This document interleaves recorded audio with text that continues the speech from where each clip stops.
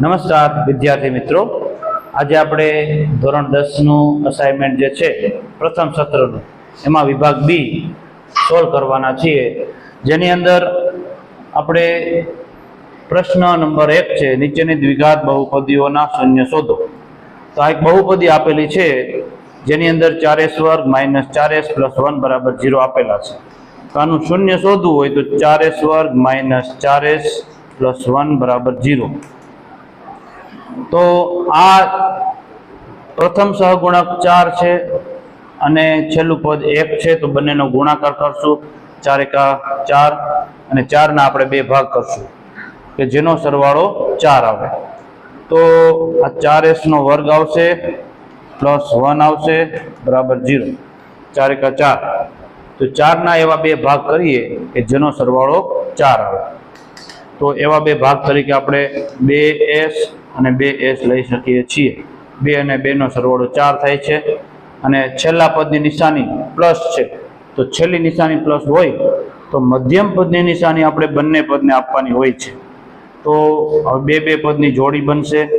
આમાંથી કોમન કાઢીએ તો એમાંથી 2s કોમન આવશે અને આમાંથી 2s વધે અને -1 વધશે માઇનસ।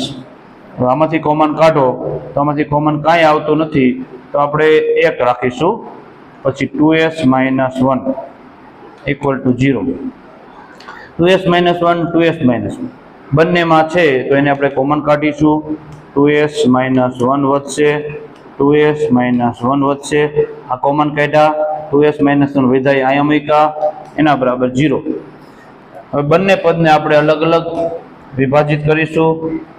2s - 1 = 0 और 2s - 1 = 0।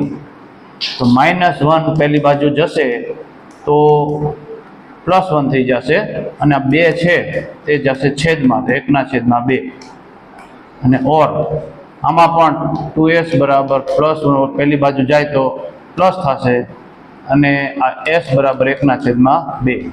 આવી રીતે s ના 2 મૂલ્ય મળે છે જ્યાં દ્વિઘાત બહુપદીના શૂન્યો છે। આપણે લખી શકીએ છીએ કે આપેલ દ્વિઘાત બહુપદીના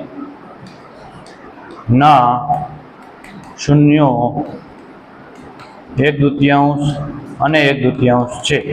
આવી રીતે આપણે આન્સર લખી શકીએ છીએ અને એકદમ ઇઝી અને સરળ દાખલો છે। ઓકે, ચાલો બીજો દાખલો જોશું।